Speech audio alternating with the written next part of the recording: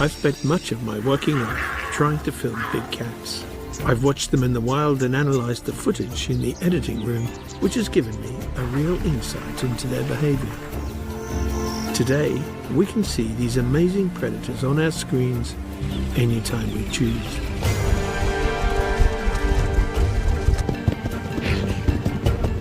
But until quite recently, we knew practically nothing about them.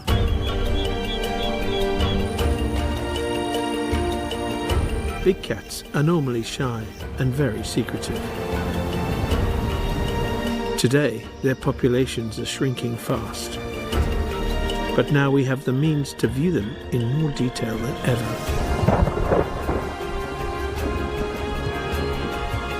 And learn the intricacies of their lives.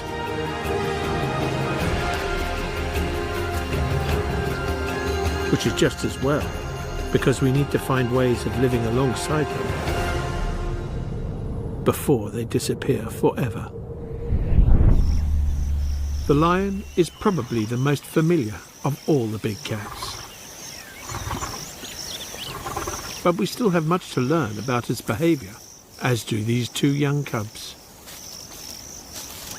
They're about to go on a big adventure and discover the world around them.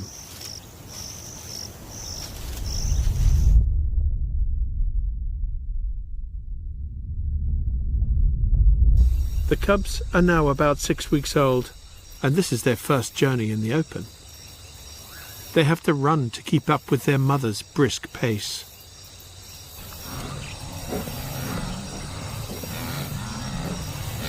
Even at this early age, they have a powerful instinct to chase, much to the surprise of the nearby wildlife.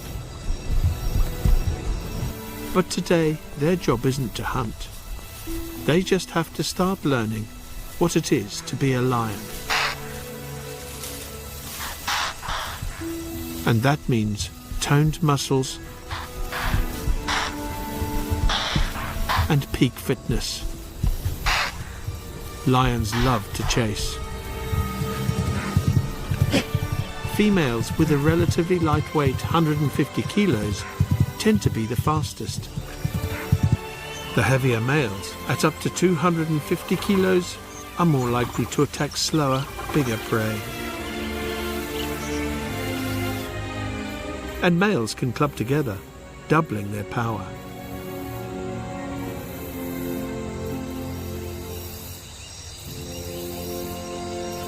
Lions differ from all other cats in that they are highly social, forming prides of up to 35 animals. And this pride is where the cubs are headed. These are their aunts, older sisters, cousins, and one of their fathers.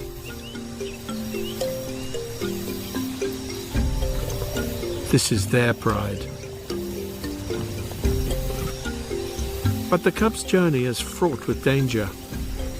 Lions can be their own worst enemy. That's why their mother's bringing them in daylight, because most other lions are asleep. Hot sun and warm air makes them lethargic.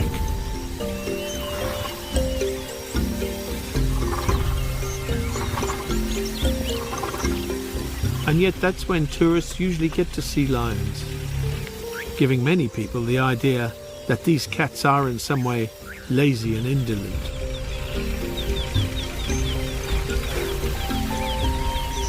The truth is that lions are huge and bulky, yet have quite small hearts and no sweat glands, so they have difficulty keeping cool.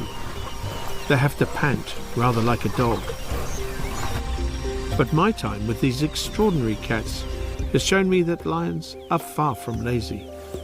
Today the pride is easy for the cub's mother to find. In the Mara, a big collection of tourist vehicles is a sure sign the pride is near. The mother is completely used to traffic. Her sisters have been waiting for her. Between them they have 6 other cubs in 3 different age groups. And the mother lets her babies join the group.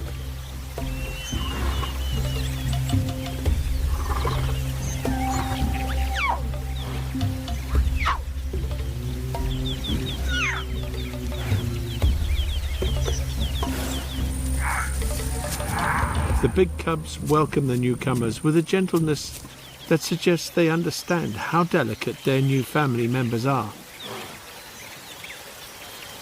And the little cubs are allowed to do as they please. This would be a pretty typical pride in structure as well as size.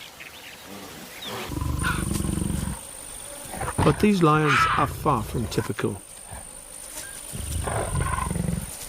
These lions are famous. They're probably seen by more humans than any other wild lions on the planet. From here, their images will be posted all over the world on Instagram and Twitter. As a result, they're perfectly happy with people as long as they stay in their vehicles.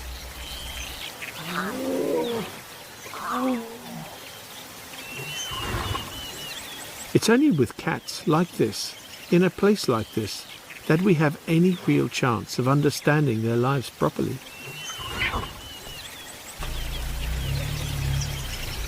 If they weren't completely relaxed around people, we simply wouldn't see them. Lions know all about being invisible.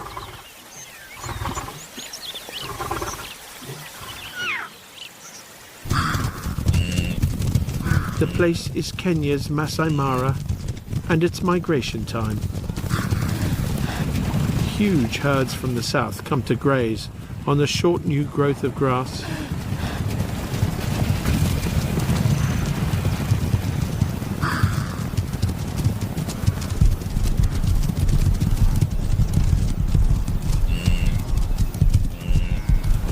For the lions, there's prey everywhere. This is one of the few places left on Earth where large herds of Pleistocene megafauna still exist. Elephants are common. They keep the place free of trees, while the grazers keep the grass short and nutritious.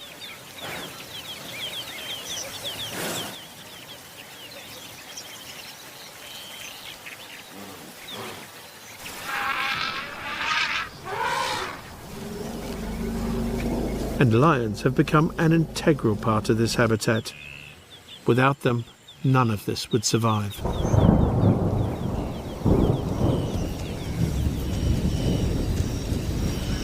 When a storm rolls in, as it does in the wet season most afternoons, the cool breeze wakes the lions up. Cats only yawn when they're about to move, not when they're tired. It's a sure sign they'll soon be on their way.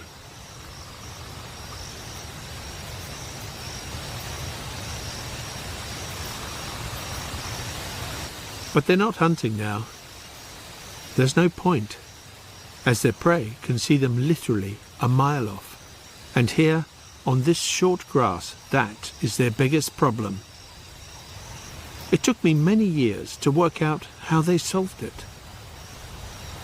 And quite a few more to actually film it successfully.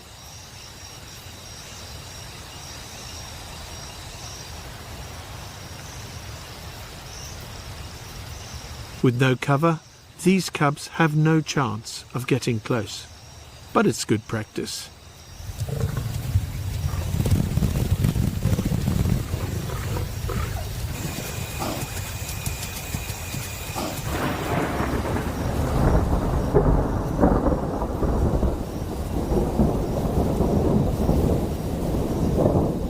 Because of global warming, the storms are now more intense than they used to be. 75 millimeters of rain can fall in just 30 minutes. This is the cue for tourists to head back to camp for a beer before flooded rivers block their way. For me, the rest of the evening and the night are by far the best time for lions to reveal their true nature. In this kind of rain, lions always stop whatever they're doing, which is perhaps why the prey animals can lower their guard too. Most will stand with their backs to the wind.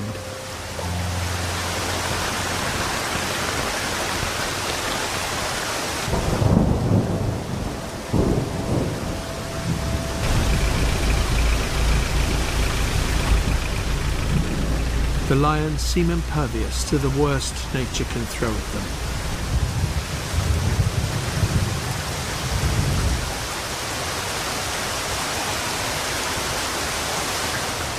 But as the rain eases up, the cubs can't help themselves.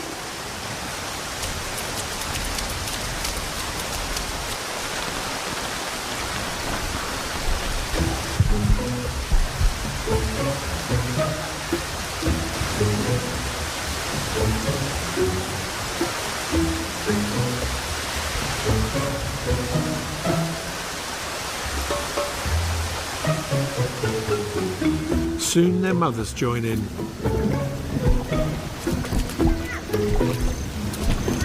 For many animals here, the arrival of the rains is a time of exuberance and play. Lions are no exception. The calls of wet season frogs accompany the lions in this most touching of moments, when the whole pride is at play together. If happy is the right word to use, cool, wet weather like this seems to make lions happy.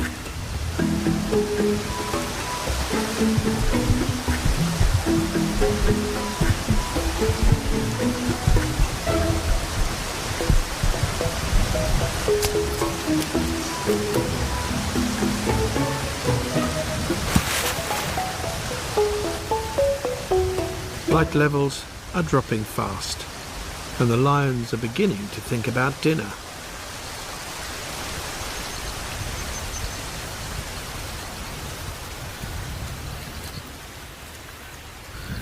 Now that the rain has almost stopped, the prey animals that just an hour ago were spread out over the plains have gathered and are heading up the hill.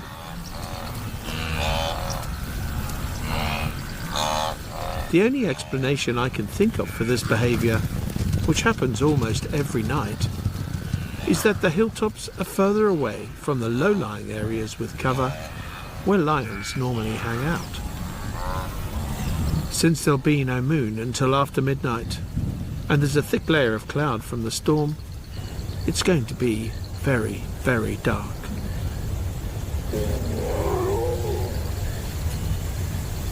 The little cubs need to be hidden somewhere safe.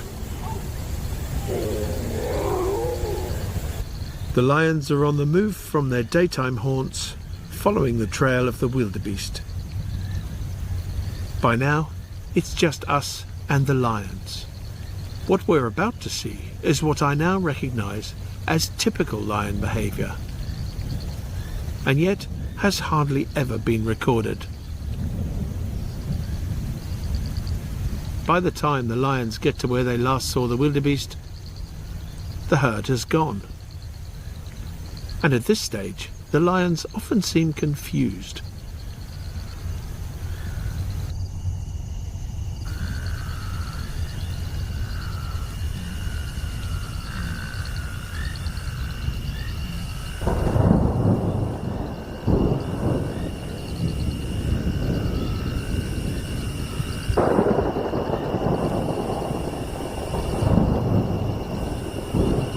It's now what humans would call pitch black, and no camera can function here without help. The only reason we can see anything at all is because we're using infrared light, which the lions can't see.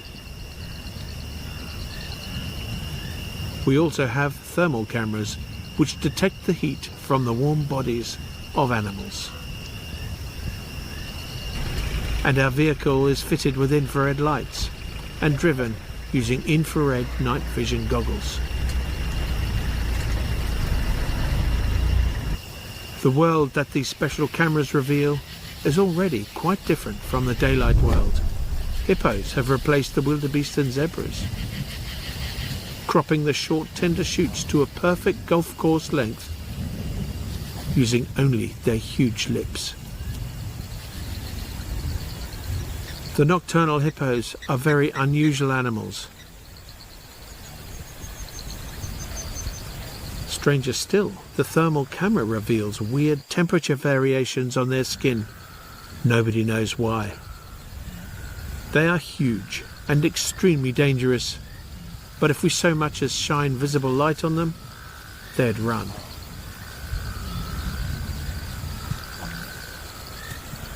In the darkness, they can't see the approach of a silent predator.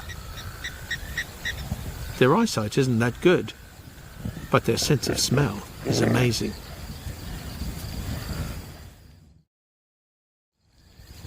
Lions can bring down hippos only if they're in a big pride and if males are present.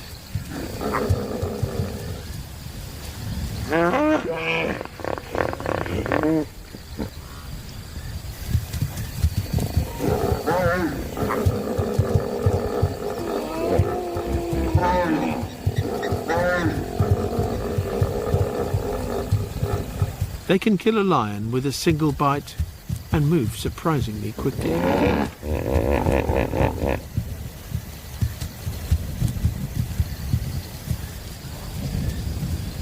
The youngsters enjoy their invisibility.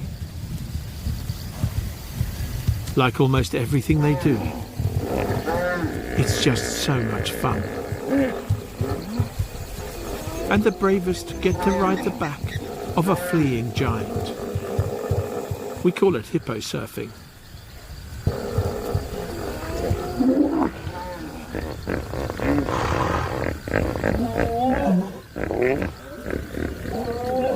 Things are getting a bit out of hand now, so the mothers call everyone in to continue on their mission. Getting dinner.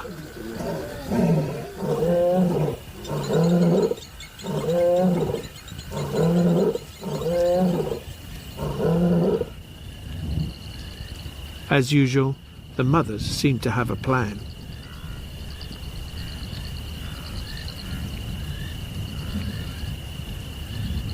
Three kilometers away, the nervous wildebeest are on the hilltops and arrange themselves in defensive groups. They stay quiet. Sentinels look into the blackness for signs of trouble. It's now so dark that human eyes can barely see anything. Lion eyes are 8 times more sensitive.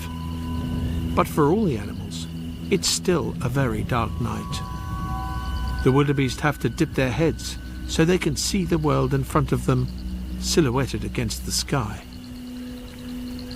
This is the only way they have of seeing a lion. As the cats are countershaded against the dim starlight. The only thing that could give the lions away is the sound of their footfalls.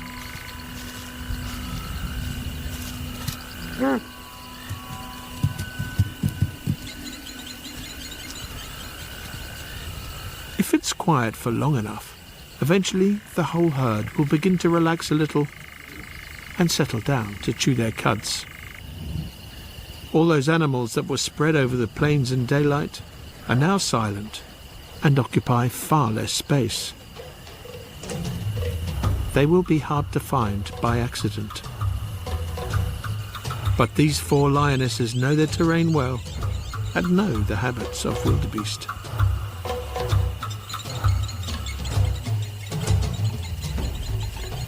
They look as if they're out for a stroll, but this is actually typical lion hunting behavior. The males usually tag along some distance behind and try and stay out of the way.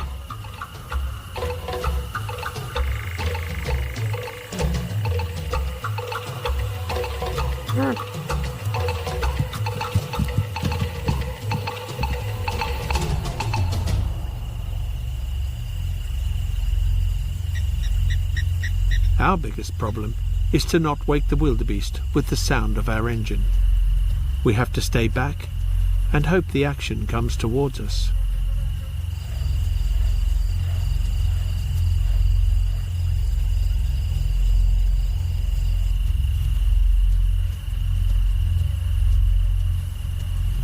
Suddenly, as if they all have a plan,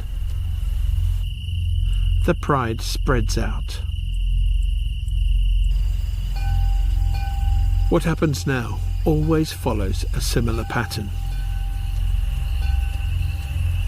Every lion seems to be operating independently, even the cubs.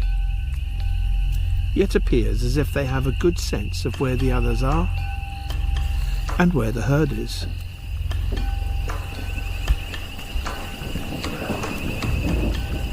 The herd is being surrounded.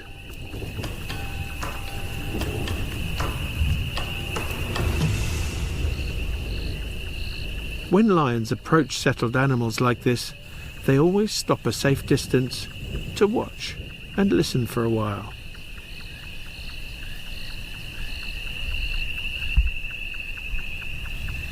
This is the kind of hunting lions are designed for.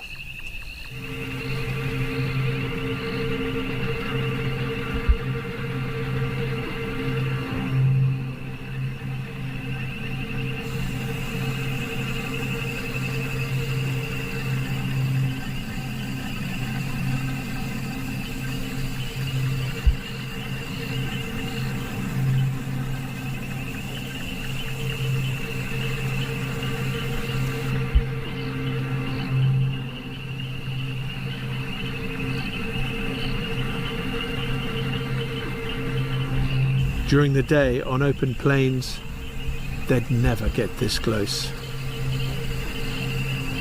But she won't charge. That's not her job. She's a catcher.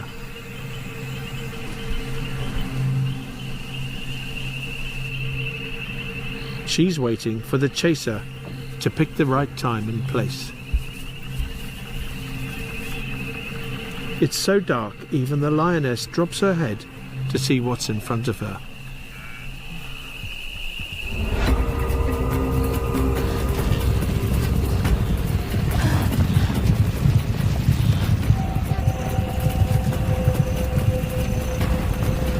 Now the wildebeest are in a state of literally blind panic and drop their heads to get a better view. From the catcher's low vantage point, the herd is clearly silhouetted against the sky.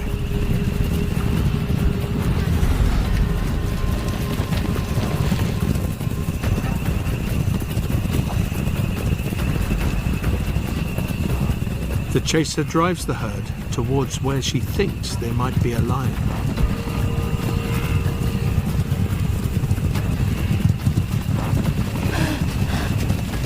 Like most cats, lions can deliver a sharp burst of speed, but are low on endurance, so timing is critical. With so many lions spread about the place, there's usually another to take up the chase.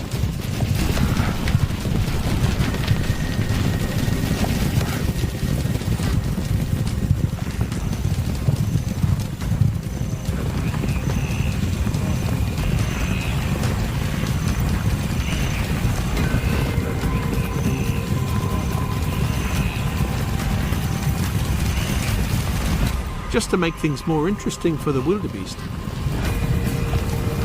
hyenas are always attracted to the sound of galloping. They're the lion's only real competition out here, but unlike the lions, hyenas have stamina, which they use to find the weakest members of the herd. If lions are sprinters, hyenas are the middle distance runners.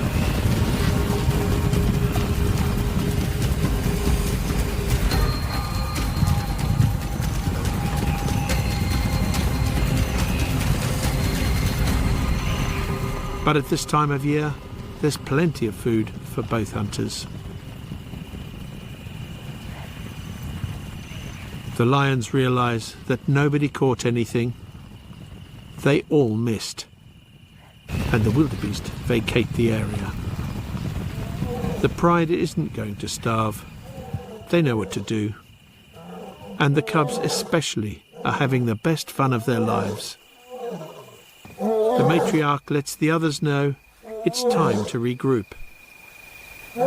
This is how a big pride stays together in the dark, as the roar can be heard over 8 kilometers away.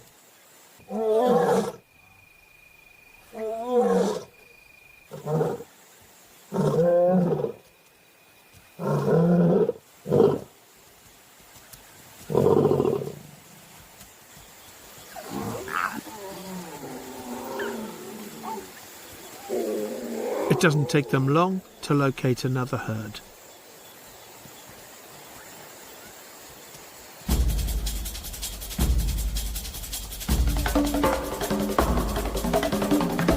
Again, they surround the wildebeest.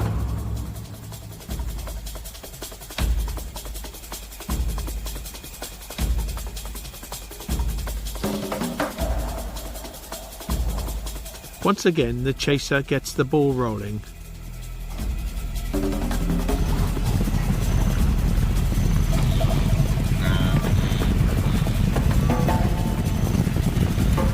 She turns the herd back to where she last saw her sister.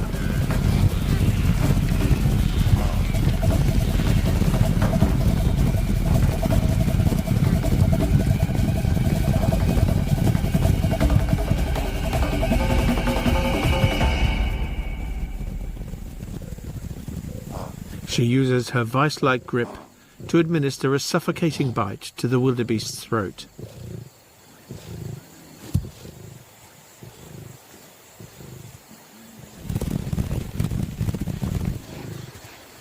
Somehow the rest of the pride always knows where the kill is, and are soon there too. Although one lioness brought the wildebeest down, it was a group effort.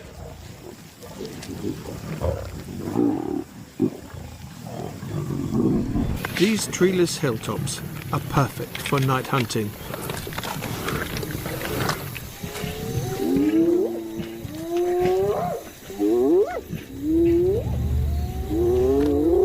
But this is the center of hyena territory, and the hyenas are annoyed. The lions have invaded their space and chased the prey away.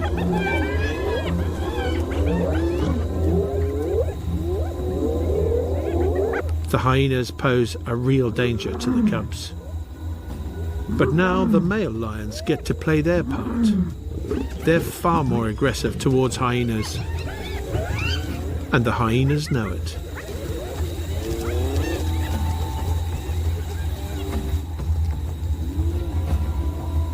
The pride can feed in peace.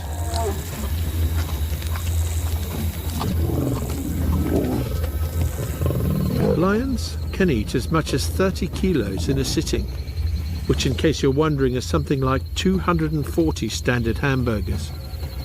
Without the bread, obviously. But it's clear there's nothing lazy about lions. They've barely stopped for the last 6 hours. They've walked at least 5 kilometers, chased hundreds of animals, fended off a hyena threat, and caught a good meal.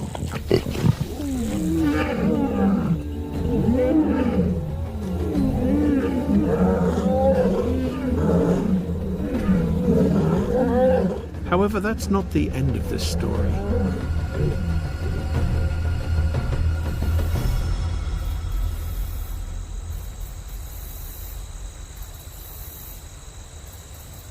By the time the moon has risen, the pride is fast asleep or relax in their own company. Not far away, the hyena clan has made its own kill and parties in its own distinctive way. But one lioness has left the security of the pride to find her 2 small cubs and suckle them. The flashing lights in the distance clearly illustrate the edge of her domain. Land that a decade ago was lion country is now populated by increasing numbers of cattle. Cattle owned by rich people whose original pasture has been leased to wheat farmers. Cattle which are now grazing inside the Masai Mara Reserve.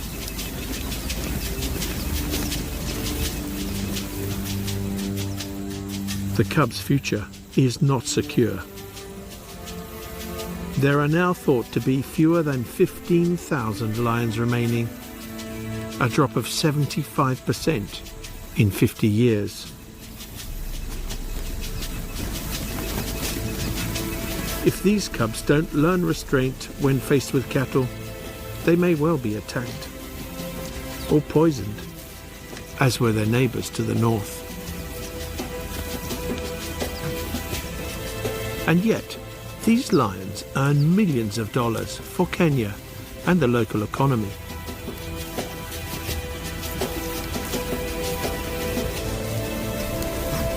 It would be a tragic waste if they too disappeared.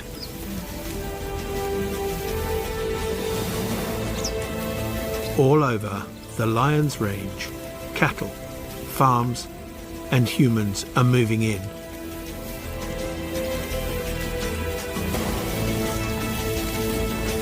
Their prey is disappearing and lions are retreating, as they have been for thousands of years. In the Ice Age, lions covered much of the globe and probably numbered in the millions. By recent times, their range has contracted to almost nothing. However, it doesn't have to be this way. In the Indian state of Gujarat, lions and humans are successfully living together. Here 100 years ago, the lion population had plummeted to just 20. Today, there are about 650, and they are loved by the local people.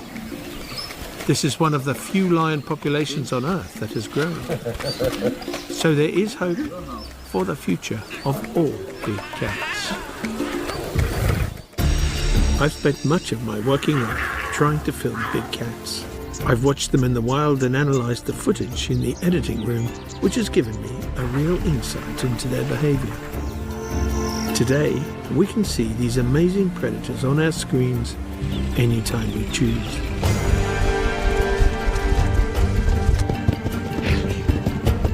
But until quite recently, we knew practically nothing about them.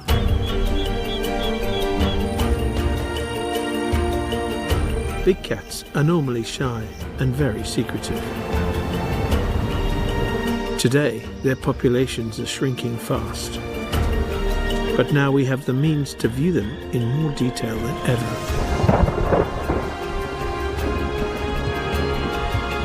And learn the intricacies of their lives.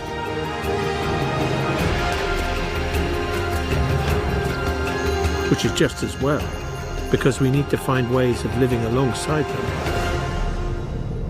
before they disappear forever. To most people, this cat is a puma, but it also goes by the names of cougar or mountain lion. However, these cats are only distantly related to lions. They're much more closely related to cheetahs.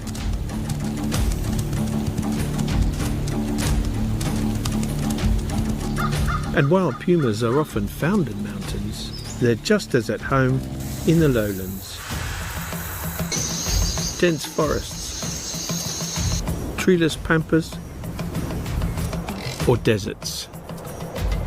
They're among the most versatile of all cats. But just because they're widespread, adaptable and found over most of the Americas, doesn't mean they're easy to see.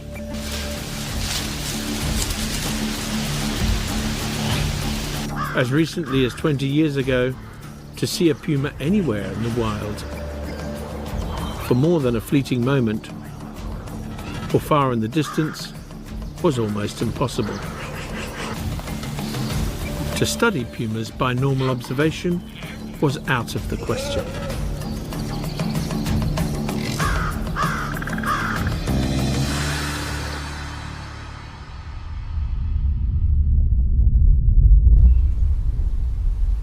For centuries, the puma kept its secrets mostly to itself.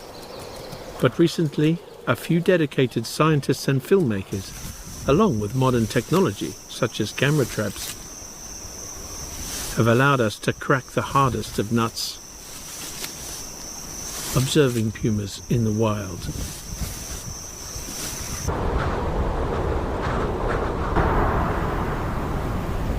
These rare images are the result of many seasons of work and give us a unique insight into how pumas survive the harsh conditions of a Montana winter.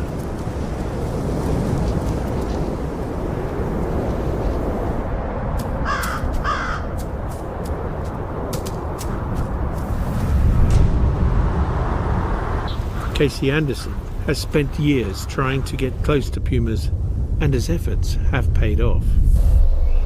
This is Mama Mo and her cubs. She's given Casey privileged access to her life, as long as he keeps his distance or uses remote cameras. The cubs are a few months old and desperate to go out and study the local wildlife. They need to know what they can eat and what they should avoid.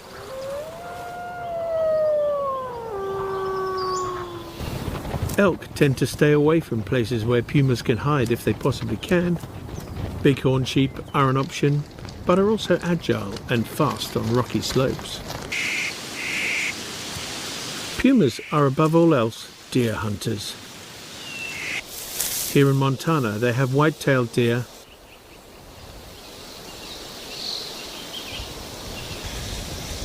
as well as the very similar mule deer.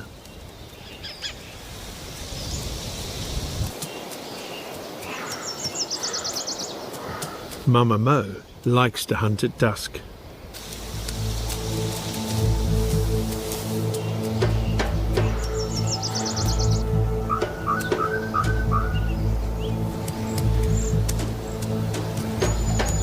The low contrast light makes her very hard to see. When the deer are distracted, she can move rapidly towards them.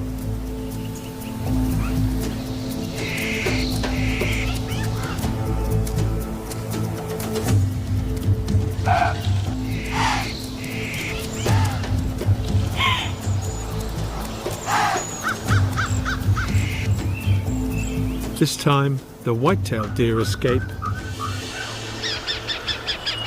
and the mule deer wasn't so lucky.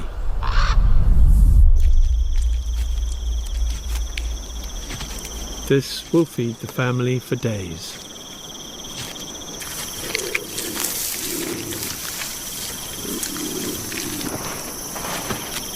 Typically, pumas don't leave a kill until everything has gone.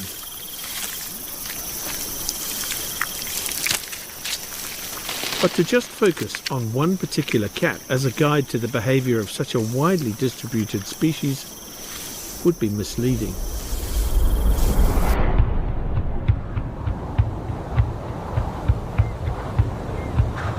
In the far south of South America, in Chile's Torres del Paine National Park, deer are rare. And pumas hunt a very different kind of animal. The guanaco, a member of the camel family. Here, there are no wolves or other predators, and the pumas can relax in the open. This is a world they can claim as their own. As a testament to their success, there are plenty of giant scavengers whose very existence depends on the cats. These are condors, the biggest vultures in the world. For me, as a naturalist, this is an interesting situation. The guanaco is one of the few camel species that survived the Ice Age extinctions. But this open country grazer wouldn't have been on the menu for pumas in the Ice Age, because once wolves lived here too. Today, the adaptable puma has found a way of surviving on treeless grasslands. A mother can take her cubs into open country in a way that her northern cousins could only dream of. But 2 decades ago, these pumas were just as shy of humans as those in the north.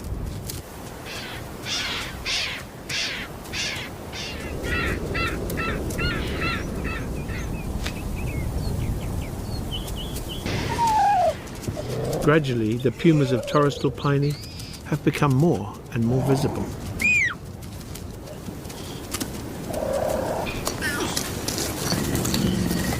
And now give us an amazing opportunity to see puma behaviour close up.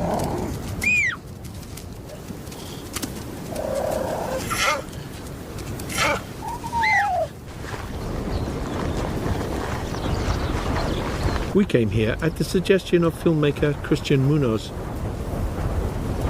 who's been visiting this place for decades in search of pumas. He knows many of the cats in the area and even watched some of them grow up. They behave naturally when he's close. They feel safe enough to relax in between takes. Since I came the first time back in the 80s, it was almost impossible to spot a puma. I mean, you can see it, at the top of the hill, and they run away. So later I came back every year, and the pumas started coming more habituated to people. This is partly to do with an increase in tourism, but also because of the persistence of a few filmmakers, such as Christian. However, if you want to film wild big cat behaviour, it's also important that the prey animals are relaxed around humans too. This isn't like filming in Africa, where people on foot would scatter the wildlife. Here, the only thing that upsets guanaco are pumas. When I arrived, I had no idea quite how extraordinary this place was.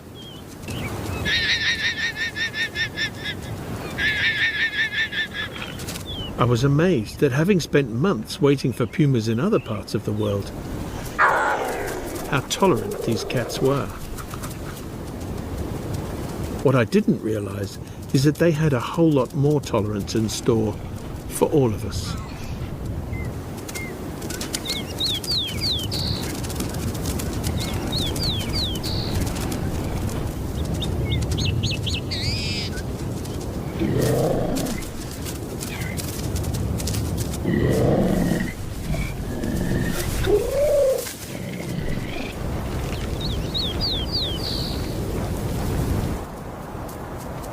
The mother puma has the same job as any mother with cubs, teaching her children to hunt, which mostly involves letting them make their own mistakes.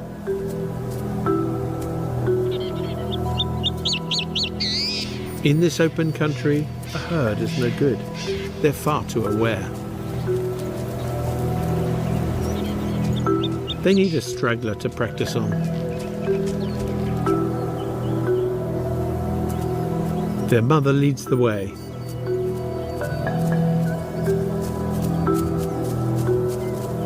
Without cover, stealth is essential. She knows how to stay unseen while closing the gap between herself and the guanaco.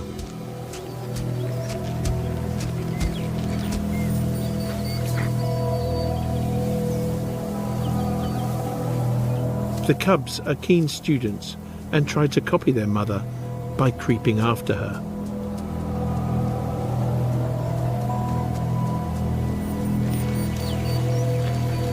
They're making all the right moves,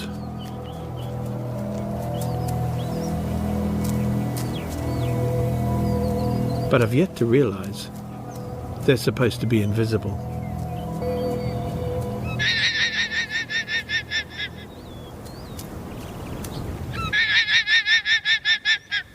The cubs seem surprised. The guanaco's distinctive alarm call warns others nearby.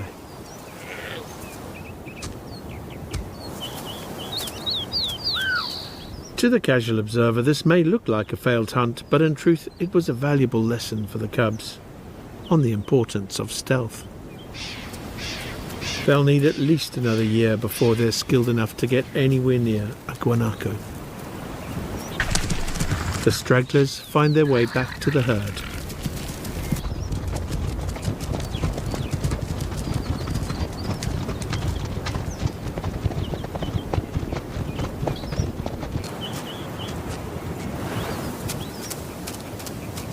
Pumas evolved to stalk deer through forests with lots of cover. But on these open grasslands, they're tested to the limit.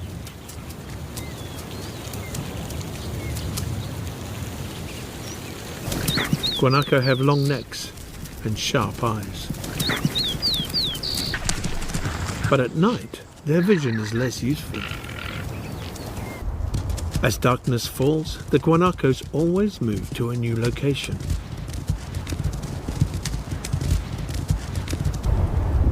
I wondered whether the pumas tended to do most of their hunting at night. With ultra-sensitive night cameras, we have a chance to see what happens. Like deer and antelope in other parts of the world, the guanacos often gather in open places. And as it gets darker, they all sit down for the night.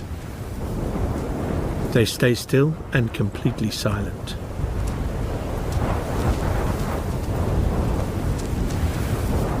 Presumably, this makes it harder for predators to find them. The puma needs to find a herd before it's too dark.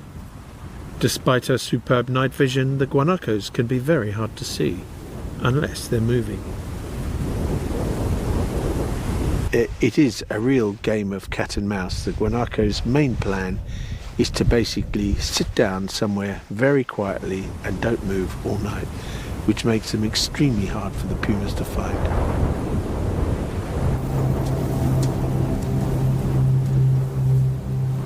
To help us see what's going on, we also have infrared and thermal cameras.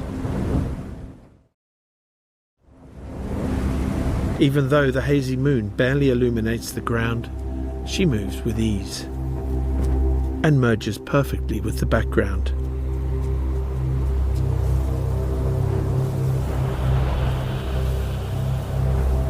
Until she reveals herself against the sky.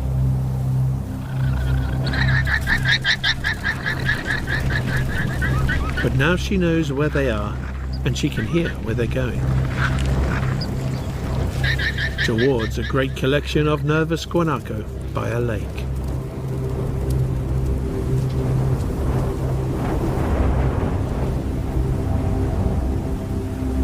Once the moon is completely covered by clouds, the puma has the upper hand.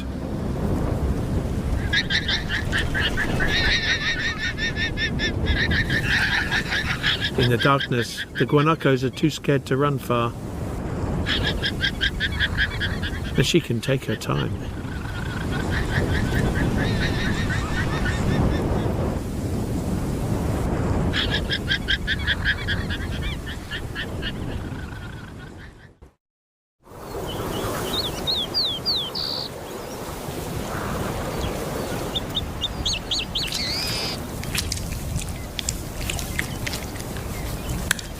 At double her weight, this guanaco is far more than she can eat in one sitting.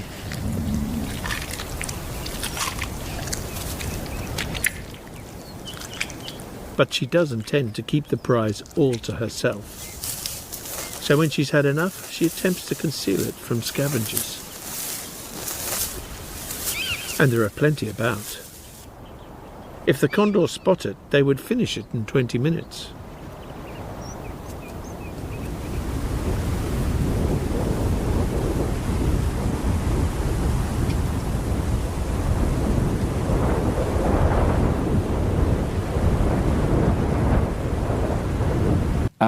We found a female that got a guanaco. He hunted a guanaco.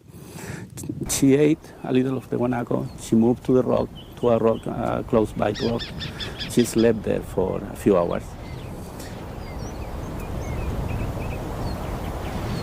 And suddenly, next to us, we saw another puma just walking behind the little hill. What happened now was very intense.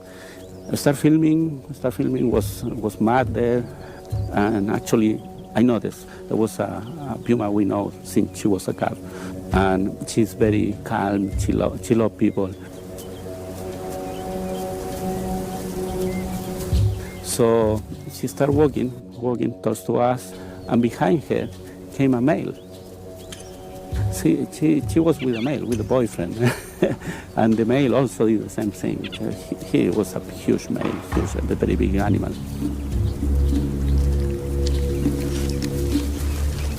The new female helps herself to the kill, while the male takes a back seat. The hunter is not happy.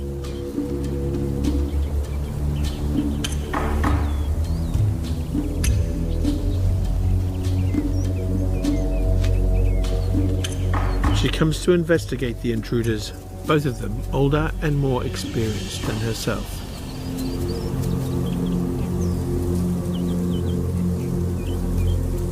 The hunter skirts around the edge of her guanaco. Her slow, submissive movements allow the visiting female to feed undisturbed.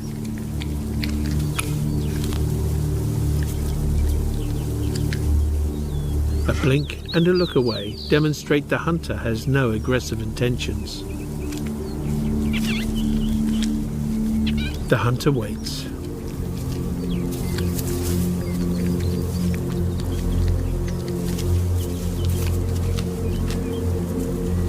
The male does nothing, yet at twice the weight of the females, he has the power to drive them both off. Pumas have always been thought of as solitary, but rare images like these suggest we have much to learn. Perhaps they know each other, or they're related.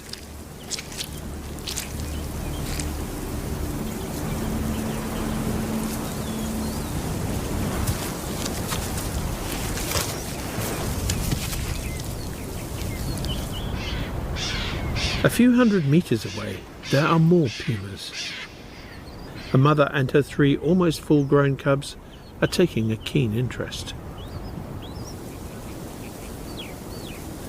Later, I don't know how many minutes. It was so intense the moment that, everything happened so fast that we saw the mother with the 3 cubs just coming into the place again. And they just work faster. They check the camera trap before we've even had time to set it up. These cats are taking the idea of being comfortable with people a bit further than any of us were expecting.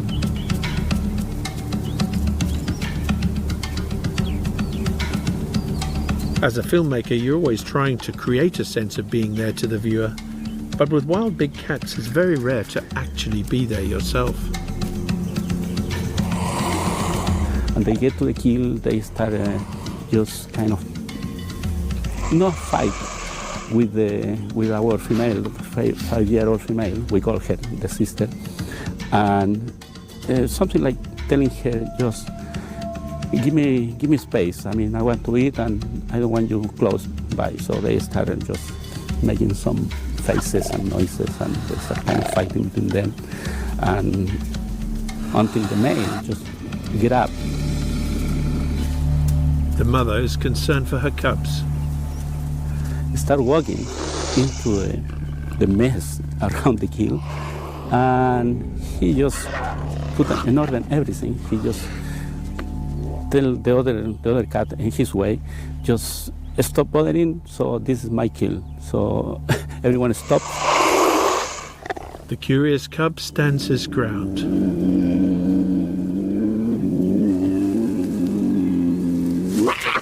The male could easily kill them, yet withholds his full power. Perhaps the cubs are his.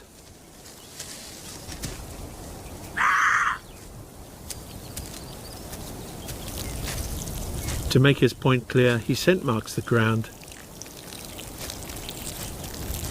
and then lets the family feed.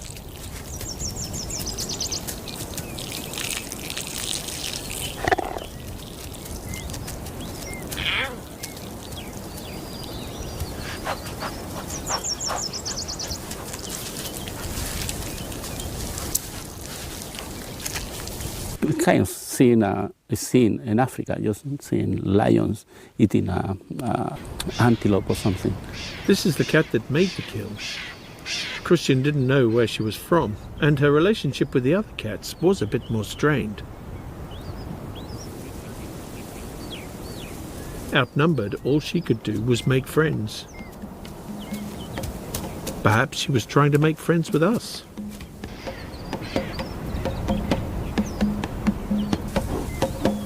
I was hoping for intimate images. I wasn't expecting it to be quite this intimate.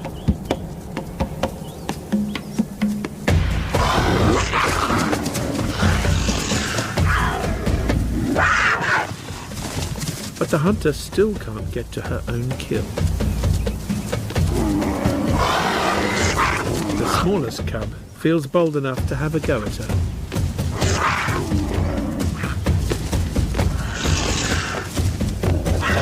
The hunter doesn't retaliate. She just gives the cub a clout to show that she could.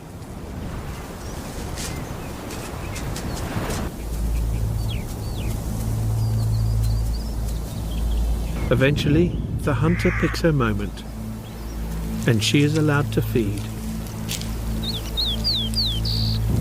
Now there are 7 pumas around the guanaco. The cubs could be related to the male, but even then, this is unusual behavior. And the other 2 females could well be complete strangers. Events like this have rarely been captured on film and give us a dramatically different view of the cat we always thought of as a solitary hunter.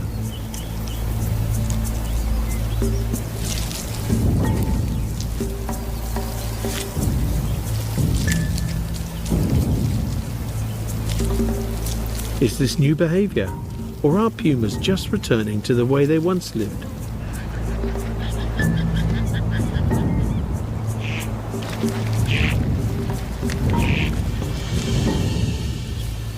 A few hundred years ago, there were 30 million guanaco on these plains, and early European colonists described prides of pumas feasting on kills.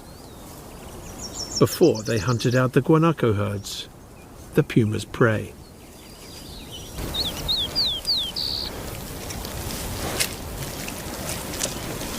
Like the pumas in the north, they waste nothing and spend a couple of days finishing the kill, leaving us all amazed at the trust they show us.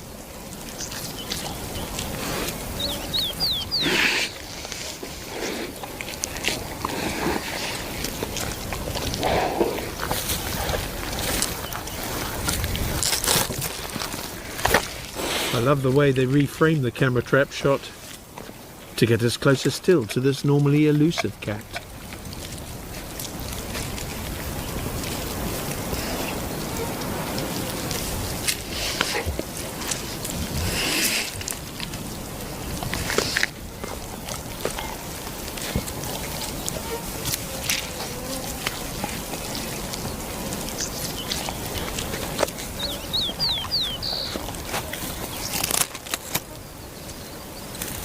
After decades of protection, in some places puma numbers have risen to almost 1 cat per square mile in Torres del Paine.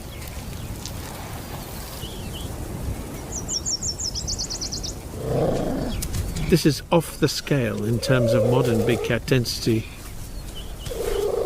but it could be closer to that of pre-colonial times.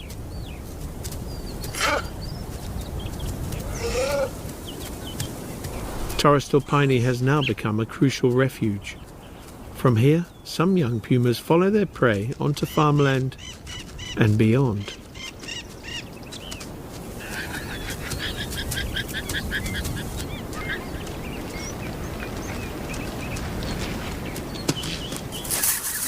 Genetics have shown that 10,000 years ago, pumas almost became extinct